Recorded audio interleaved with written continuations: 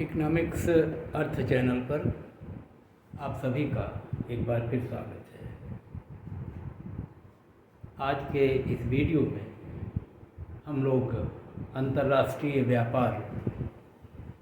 से संबंधित terms of trade, व्यापार की शर्त के बारे में अध्ययन करेंगे। व्यापार की शर्त का सामान्य अर्थ ये है कि जब दो देश आपस में व्यापार करते हैं और एक देश अपनी वस्तु को दूसरे देश को निर्यात करता है और दूसरे देश से किसी अन्य वस्तु को उसके बदले में आयात करता है। ऐसी स्थिति में ये व्यापार किस शर्त पर होता है, और यहाँ शर्त का ये अर्थ है कि पहला वाला देश अपनी वस्तु की किसी एक इकाई के बदले में दूसरे देश की कितनी वस्तु प्राप्त करने पर व्यापार करेगा, या इसके विपरीत हम कह सकते हैं कि दूसरा देश अपने वस्तु की किसी एक इकाई के लिए पहले वाले देश के वस्तु का कितनी मात्रा की मांग करेगा जिस पर वो व्यापार करे। तो एक तरह से इस रूप में यदि हम देखें तो व्यापार की शर्त जो है एक तरह से दो देशों के मध्य दो वस्तुओं के विनिमय की दर को प्रदर्शित करता है। इस व्यापार की शर्त को सबसे सरलतम रूप में समझने के लिए हम दो देशों और दो वस्तुओं के मॉडल के संदर्भ में इसकी चर्चा कर रहे हैं, जहाँ पर हम ये मान ले रहे हैं कि केवल दो ही देश हैं अंतर्राष्ट्रीय व्यापार में और दोनों देश केवल दो ही वस्तु का उत्पादन करते हैं और उसमें भी एक देश एक वस्तु बनाता है और दूसरा देश दूसरी वस्तु बनाता है। इसके पहले हमने तुलनात्मक लागत का सिद्धांत अंतर्राष्ट्रीय व्यापार का, या अवसर लागत का सिद्धांत, या इन्हीं व्यापार की शर्तों के निर्धारण के संदर्भ में एक और जे.एस. मिल का सिद्धांत पढ़ा था, थियरी ऑफ रेसिप्रोकल डिमांड। ये तीनों सिद्धांत मेरे इसी चैनल पर अलग अलग वीडियो के रूप में प्रस्तुत हैं और उनको आप पढ़ेंगे। वहाँ पर इन सभी सिद्धांतों में हमने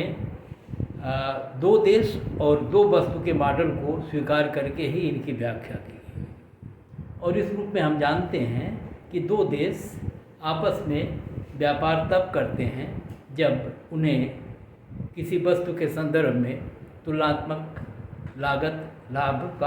की प्राप्ति होती है, अर्थात किसी वस्तु को वो दूसरे देश की तुलना में अपेक्षाकृत कम लागत पर बना सकते हैं और दूसरे देश में वो किसी दूसरी वस्तु के संदर्भ में इसी तरह की सुविधा प्राप्त होती है और इस आधार पर दोनों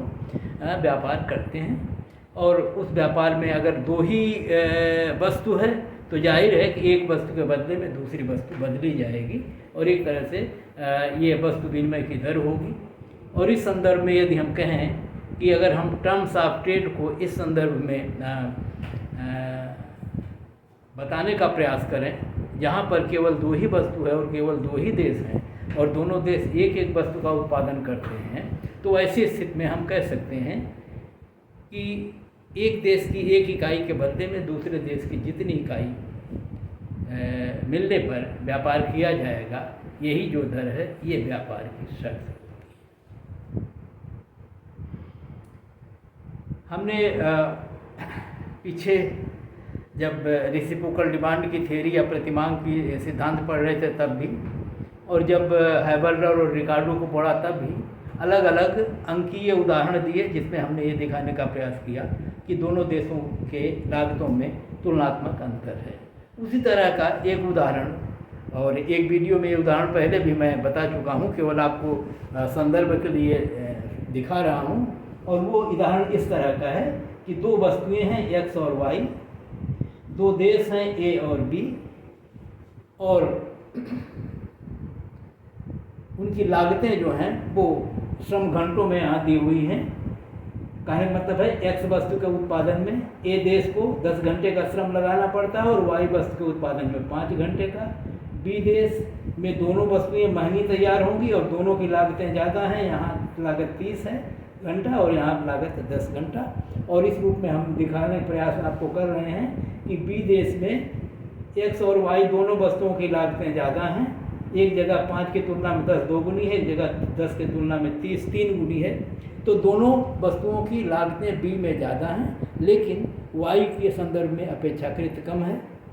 इसका मतलब वाई के उत्पादन में बी देश को तुलनात्मक लागतों का लाभ प्राप्त है। इसी तरह से ए देश में दोनों की लागतें कम हैं, यहाँ पर लागत 1/3 है, यहाँ पर लागत आधी है, तो जाहिर है एक्स वस्तु के उत्पादन में ए को सुविधा प्राप्त है। तो इस संदर्भ में ए देश एक्स वस्तु का उत्पादन करेगा और वही एक्स का निर्यात करेगा बी देश को, और बी देश वाई का उत्पादन करेगा और ए देश को इसका निर्यात करेगा। अब किस शर्त पर ये व्यापार होगा, अर्थात कितना वाई दे के कितना एक्स मांगेगा ए देश, या कितनी एक्स के बदले में कितना वाई देना चाहेगा बी देश। और थ्योरी ऑफ रेसिप्रोकल डिमांड में हमने पढ़ा है कि जिस दर पर दोनों की एक दूसरे के वस्तुओं की प्रति मांग बराबर हो जाएगी, जितना वो वाई देना चाहे उतना वाई मांगे, जितना वो एक्स देना चाहे उतना ही एक्स मांगे बी देश, और वैसे स्थिति में वो दर निर्धारित होगी। तो जो ये दर निर्धारित होगी विनिमय की, इसी दर को हम लोग टर्म्स ऑफ ट्रेड कहते हैं, कहेंगे व्यापार की शर्त कहेंगे, बशर्ते केवल 2 ही देश हो, केवल 2 ही वस्तु। और उसको बड़ी सरल भाषा में या सरलतम रूप में हम कह सकते हैं, यहाँ हमने दिखाने का प्रयास किया है कि इसको देखिए क्या करते हैं, टर्म्स ऑफ ट्रेड को कैसे लिख सकते हैं उस स्थिति में जब केवल 2 ही देश हैं और 2 ही वस्तु हैं और एक एक वस्तुएं दोनों बना रहे हैं तुलनात्मक लागत के अंतर के आधार पर। ए देश एक्स बना रहा है, बी देश वाई बना रहा है। यहाँ हम ये भी जानते हैं कि ए देश एक्स का निर्यात करेगा और जो ये निर्यात करेगा यही बी देश का आयात होगा, अर्थात ए देश का निर्यात ही बी देश का आयात होगा। इसी तरह से ए देश जो आयात करेगा और क्योंकि उसी वस्तु को बी देश निर्यात करेगा, इस नाते जो बी का निर्यात होगा वो ए का आयात होगा। 2 वस्तु 2 देश वाले स्थिति में, और उस आधार पर हम ये कह सकते हैं कि विनिमय की दर क्या होगी या टर्म्स ऑफ ट्रेड क्या होगी। तो हमने कहा कि जितना एक्स वो दे ए देश और उसके बदले में जितना वाई बी देश दे, और दोनों एक दूसरे इस दर पर राजी हों, वही दर हो जाएगी विनिमय की दर। तो जितना दे का मतलब, अब विनिमय की दर को, ये व्यापार की शर्त को दूसरी विशेषता आप समझ लें, किसी एक देश के संदर्भ में व्यक्त किया जाता है, या जैसे हम कहेंगे कि ए देश के व्यापार की शर्त या बी देश के व्यापार की शर्त। तो वैसी स्थिति में व्यापार की शर्त किसी एक देश से संबंधित होगी और उस व्यापार की शर्त को हम इस सूत्र के रूप में लिख सकते हैं उस स्थिति में जब 2 ही देश और 2 ही वस्तुएं हैं। और आप सदैव याद रखें कि ये केवल इस व्यापार की शर्त को सरलतम रूप में प्रस्तुत करने के लिए हम ऐसा आपको दिखा रहे हैं। तो ये क्या होगी, ए देश के निर्यात के मूल्य और ए देश के आयात के मूल्य के अनुपात के बराबर होगी। ए देश के निर्यात का मूल्य, price of export of country A. अब आप देखिए, अपने उदाहरण में समझने का प्रयास करिए। ए देश एक्स बना रहा है, एक्स को वो निर्यात कर रहा है, और निर्यात के मूल्य का अर्थ होगा कि इस निर्यात के बदले में उसे दूसरे देश के कितनी वस्तु प्राप्त हो रही है। क्योंकि यहाँ पर तो हम मान रहे हैं वस्तु के बदले वस्तु दी जा रही है, तो वस्तु का मूल्य वही होगा जो उसके बदले में उसे प्राप्त होगा। तो अगर ए देश एक्स वस्तु को भेजेगा, निर्यात करेगा, तो उसके बदले में वाई की जो मात्रा बी देश से मिलेगी वही उसकी निर्यात का मूल्य होगा। तो ऐसी स्थिति में निर्यात का मूल्य ये हो गया। अब नीचे लिखा हुआ आयात का मूल्य। आयात का मूल्य मतलब ये हुआ कि ए देश जो आयात कर रहा है उसका मूल्य कितना है, तो और वो उसका मूल्य उतने होगा जितना वो देगा उसको, अर्थात ये निर्यातों की वो मात्रा होगी जो बी देश को ए देश द्वारा दी जाएगी। ये होगा आयात का मूल्य। तो अब निर्यात के मूल्य को अगर आयात के मूल्य से हम भाग देंगे तो जो आएगा उसको हम कहेंगे टर्म्स ऑफ ट्रेड। हमारे इस उदाहरण में निर्यात का जो मूल्य है वो आयात की मात्रा होगी, आयात की वही मात्रा होगी जो बी देश से वाई के रूप में ए देश को दी जाएगी। तो जो आयात की मात्रा है वही ए निर्यात का मूल्य है, और जो निर्यात का मूल्य है आयात का मूल्य है वो होगा जो आयातों के बदले में दिया जाएगा। तो ए देश के टर्म्स ऑफ ट्रेड की जब हम बात करेंगे तो ए देश के निर्यातों का मूल्य उसके आयातों की मात्रा होगी, और ए देश के आयातों का मूल्य उसके निर्यातों की मात्रा होगी। और इस रूप में हम किसी चीज़ को एक दूसरे रूप में भी लिख सकते हैं। निर्यात के मूल्य के जगह पर आयात की मात्रा लिख सकते हैं, और आयात के मूल्य की जगह पर निर्यात की मात्रा लिख सकते हैं। तो इसको हम लिख सकते हैं क्वांटिटी ऑफ इंपोर्ट के लिए एम लिखते हैं, और एक्सपोर्ट के लिए एक्स लिखते हैं। अंतर्राष्ट्रीय व्यापार के संदर्भ में प्रतीकों के रूप में जब हम इसको दिखाते हैं, तो जब हम QM अपान QX लिखते हैं तो इसका मतलब है कि किसी देश के आयातों की मात्रा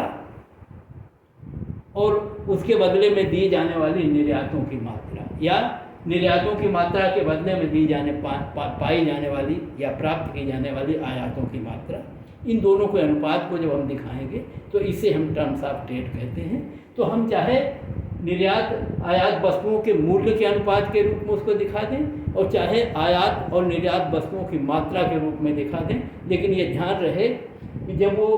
प्राइस के रूप में होंगे तो निर्यात ऊपर होगा, और जब क्वांटिटी के रूप में होंगे तो आयात ऊपर होगा, क्योंकि निर्यातों का मूल्य ही आयातों की मात्रा के रूप में होगा। इसलिए अगर यहाँ आप त्रुटि कर सकते हैं, ये अगर उलट गया तो उत्तर ये गलत हो जाएगा, इसलिए ये ध्यान रखेंगे। तो मेरे यहाँ कहने का केवल अर्थ है कि टर्म्स ऑफ ट्रेड को दो तरह से हम व्यक्त कर सकते हैं। एक निर्यात के मूल्य और आयात के मूल्य के अनुपात के रूप में, और दूसरा आयात की मात्रा और निर्यात की मात्रा के अनुपात के रूप में। ये ध्यान रहे कि ये व्यापार की शर्त किसी एक देश से संबंधित है, और उसी देश के निर्यात और उसी देश के आयात के मूल्य और मात्रा को हमको वहाँ लिखना है, चाहे ये ए देश का हो चाहे ये बी देश का हो, हमारे इस उदाहरण के अनुरूप। तो ये मैं केवल ये समझाने के लिए कर रहा हूँ कि इस तरह से हम व्यापार की शर्त को बता सकते हैं। लेकिन वास्तव में होता क्या है, व्यवहार में एक देश या दो देश और केवल दो वस्तुएं नहीं होती। बाजार में या व्यवहार में अंतर्राष्ट्रीय व्यापार जब होता है तो एक देश का अनेक देशों से व्यापार होता है, और अनेक ढेर सारी वस्तुओं और सेवाओं के आयात निर्यात दोनों देशों के मध्य होते हैं, और सभी वस्तुओं के मूल्य अलग अलग होते हैं, सभी वस्तुओं की मात्राएं अलग अलग होती हैं। और वैसी स्थिति में सबको जोड़ना एक में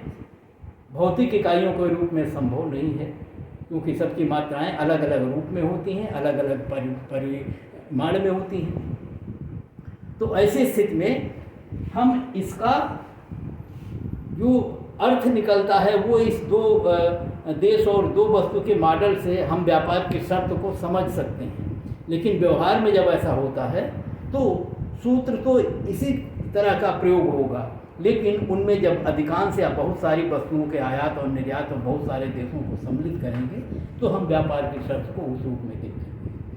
अब ये भी ध्यान रखें कि व्यापार की शर्तों को हम दो देशों के संदर्भ में भी प्रस्तुत कर सकते हैं और संपूर्ण विश्व के संदर्भ में भी प्रस्तुत कर सकते हैं। अर्थात किसी एक देश का पूरे विश्व से जो व्यापार होता है उसमें अपने निर्यातों के बदले में उससे कितना आयात प्राप्त होता है, तो ये उसके अंतर्राष्ट्रीय व्यापार की शर्त होगी किसी देश के। और जब हम उसकी किसी एक दूसरे देश से तुलना करते हैं, जैसे हम कहें कि भारत और अमेरिका के बीच जो व्यापार होता है उसमें व्यापार की शर्त भारत की कैसी है, तो ये बायलैटरल हो गया, ये द्विपक्षीय हो गया। तो इसको हम द्विपक्षीय रूप में या पूरे अंतर्राष्ट्रीय समूह के रूप में हम व्यापार की शर्तों को समझ सकते हैं और इसको आधार पर निष्कर्ष निकाल सकते हैं। तो मैं बताने का ये प्रयास कर रहा था कि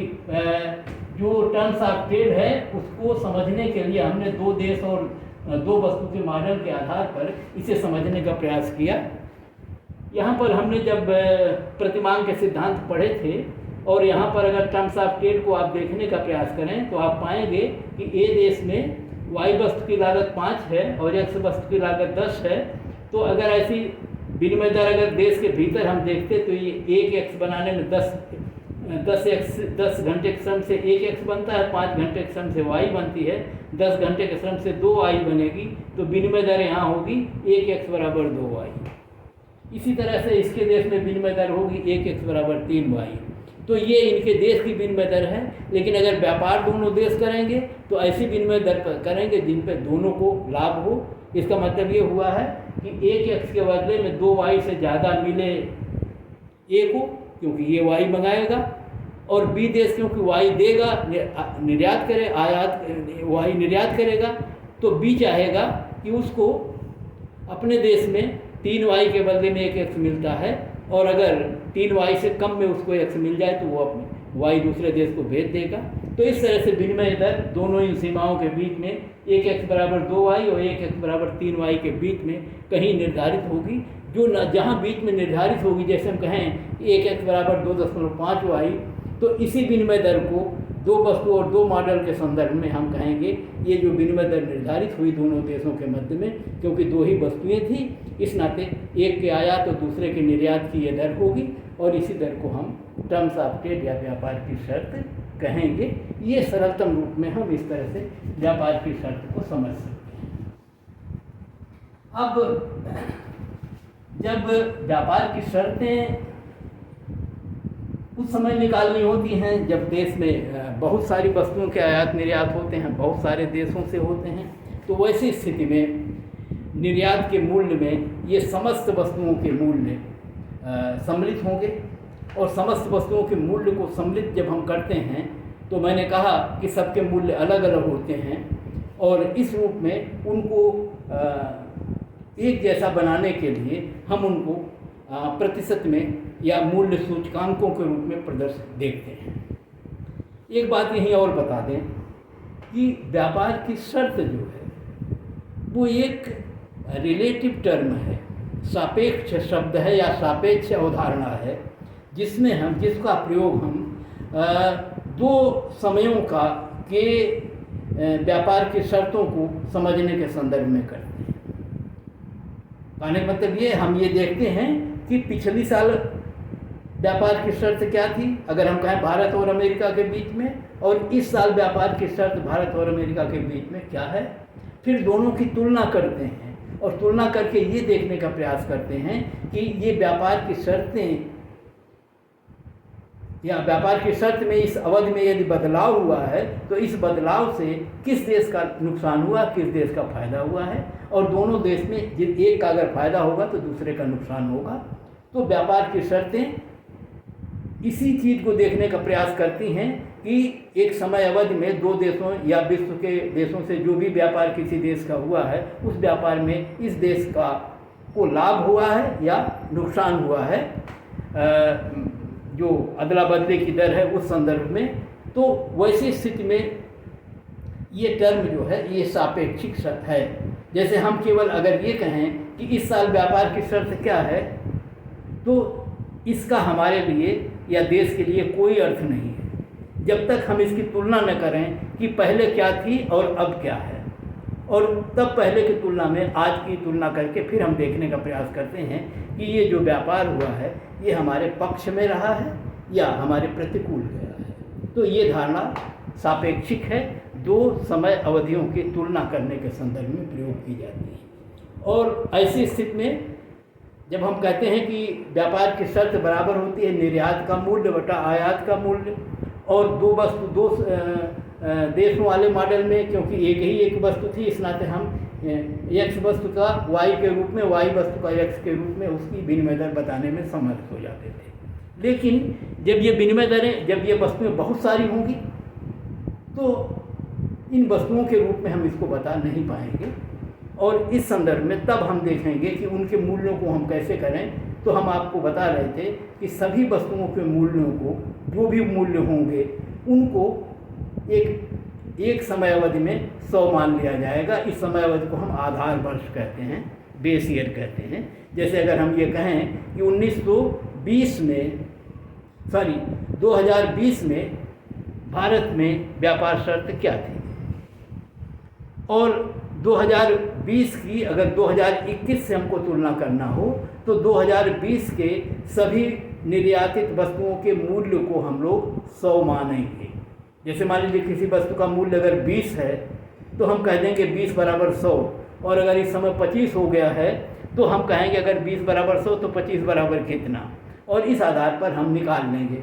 तो सारी वस्तुओं के मूल्यों को जब 100 मानेंगे तब उनके जोड़ना हमारे लिए सापेक्षिक रूप में आसान हो जाएगा, सब बराबर हो जाएंगे। अन्यथा कार का मूल्य होगा लाखों में, किसी चीज़ का मूल्य होगा हजारों में, किसी मूल्य का होगा सैकड़ों में। तो इस तरह से इन वस्तुओं के मूल्यों को हम एक में तुलना नहीं कर सकते, और तब हम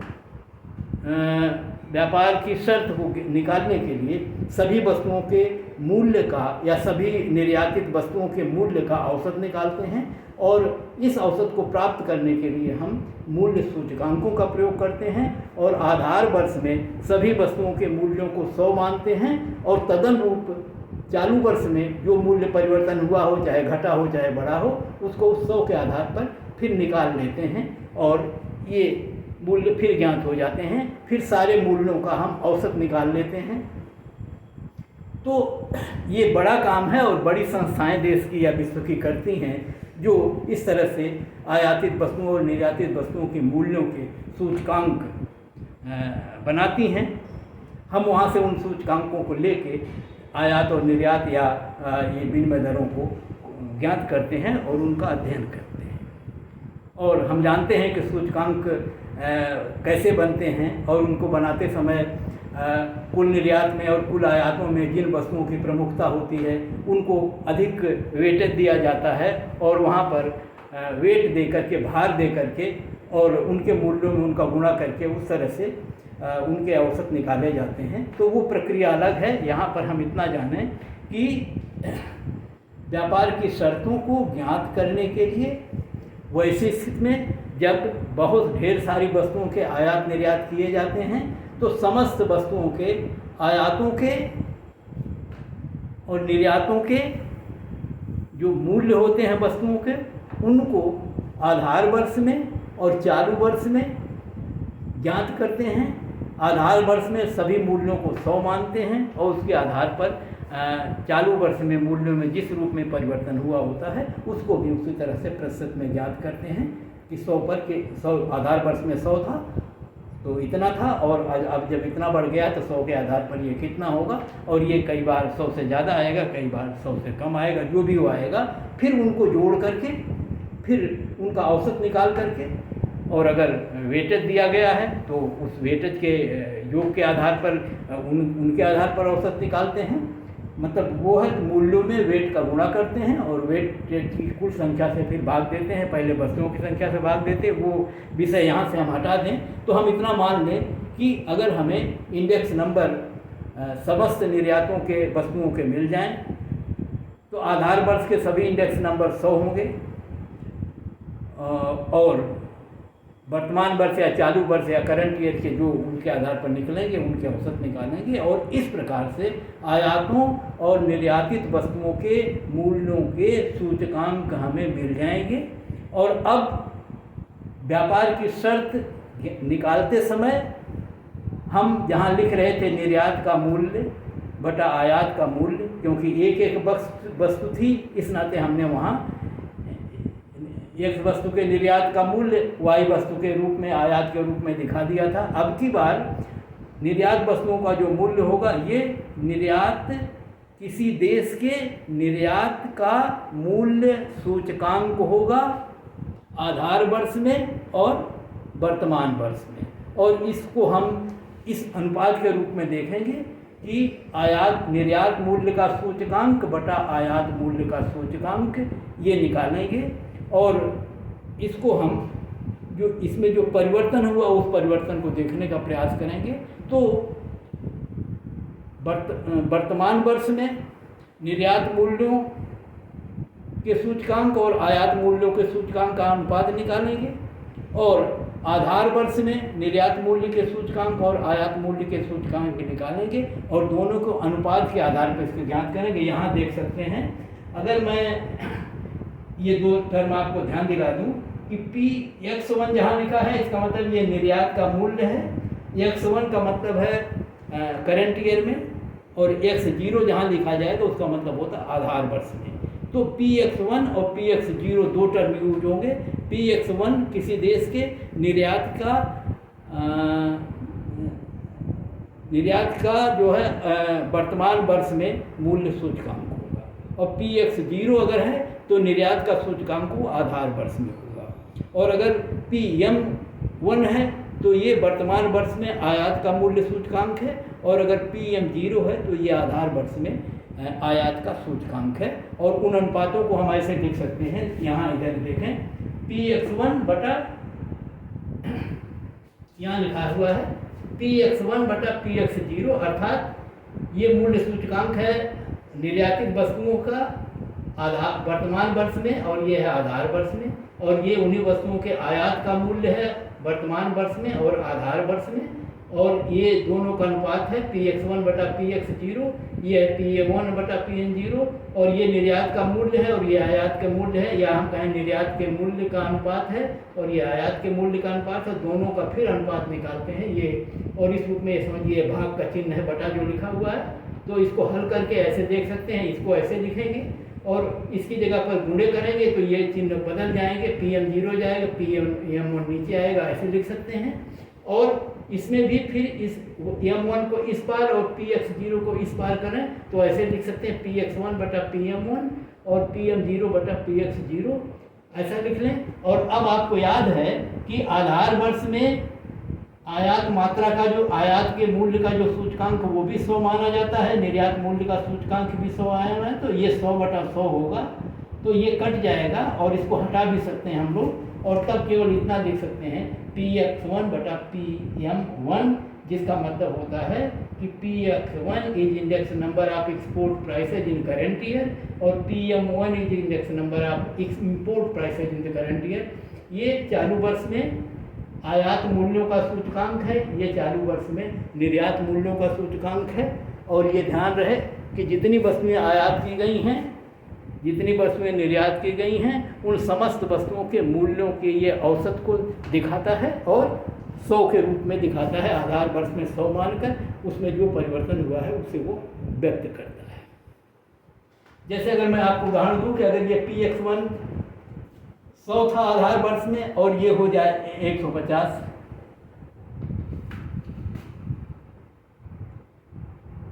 डेढ़ गुना बढ़ गया, और ये दूसरा वाला जो है इंपोर्ट का जो है वो इससे कम भी बढ़ सकता है, इससे ज़्यादा भी बढ़ सकता है। और अगर मान लीजिए आपने कह दिया ये 100 ऐसे हो गया, तो अब जो है 150 और 130 इंडेक्स हुआ, तो 150 में 130 से भाग देंगे, तो अब मैं इसे यहाँ भाग नहीं दे रहा हूँ, तो क्योंकि ऊपर का हिस्सा बड़ा है नीचे का हिस्सा छोटा है, इस नाते उत्तर आएगा 1 से 4। और कई लोग इसी को प्रतिशत के रूप में बदल देते हैं। इसका मतलब यहाँ 100 से गुणा करके इसको 100 के रूप में ज्ञात कर लेते हैं, तब ये उत्तर आएगा 100 से ज़्यादा या 100 से कम। अगर ऊपर की राशि है ज़्यादा तो 100 से ज़्यादा आएगा, ऊपर की राशि कम है और नीचे की राशि बड़ी है तो 100 से कम आएगा। जैसे यहाँ 1 आएगा या 1 से कम आएगा या 1 से ज़्यादा आएगा। अगर दोनों बराबर होते तो 1 आता। इसका मतलब कि व्यापार की शर्त में कोई परिवर्तन नहीं हुआ, जैसे पहले थी वैसे अब है। तो इस वाले सूत्र में अगर वर्तमान ये आधार वर्ष में हम लेंगे तो जो व्यापार की शर्त होगी 100/100 बराबर 1 होगी। और अगर चालू वर्ष में ये 1 से अधिक हो जाए या 1 से कम हो जाए, अगर जब 1 से अधिक होती है तो देखिए अर्थ क्या निकलता है कि निर्यात मूल्य अधिक बढ़े हैं, अर्थात देश को फायदा ज़्यादा हुआ है। अर्थात जितनी वस्तु वो पहले निर्यात करने पर जितनी आयात की वस्तुएं पाता था, अब उसकी तुलना में उसे ज़्यादा मिल रही है। इसका मतलब इस देश के पक्ष में व्यापार की शर्तें हैं और देश को लाभ हुआ है। तो इस रूप में अगर हम इसको प्रतिशत में दिखाते हैं तो ये राशि 100 के ज़्यादा या 100 से कम आएगी। और अगर हम प्रतिशत में नहीं दिखाते हैं तो ये राशि 1 या 1 से कम या 1 से ज़्यादा आएगी। जब 1 से ज़्यादा आएगी तो इसे कहेंगे फेवरेबल टर्म्स ऑफ ट्रेड, अर्थात इस देश के में वो पक्ष में गई और जिस देश के पक्ष में गई उस देश के लिए वो फायदेमंद हो गई। तो यहाँ पर जनरली हम ध्यान दें कि दो ही देश के मध्य में हम व्यापार की शर्तों को अगर देख रहे हैं तो हम ये कह सकते हैं कि अगर इस देश के पक्ष में जाती है तो जो दूसरा देश है उसके प्रतिकूल जाएगी, अर्थात उसको इस अवधि में जो व्यापार हुआ है उसमें दूसरे देश से मंगाई जाने वाली वस्तुओं के संदर्भ में जो भुगतान करना पड़ा है वो पहले से ज़्यादा करना पड़ा है, इस नाते उसके लिए वो प्रतिकूल रही है। तो व्यापार की शर्त को हम इस रूप में निकालेंगे और इस रूप में जब निकालेंगे तो इसको नाम दिया गया था net barter terms of trade. ये विशुद्ध वस्तु विनिमय व्यापार की शर्त है या वस्तु अदल बदल की दर है। तो वस्तु विनिमय की व्यापार की शर्त है ये net barter terms of trade, जिसमें हम निर्यात मूल्य के सूचकांक को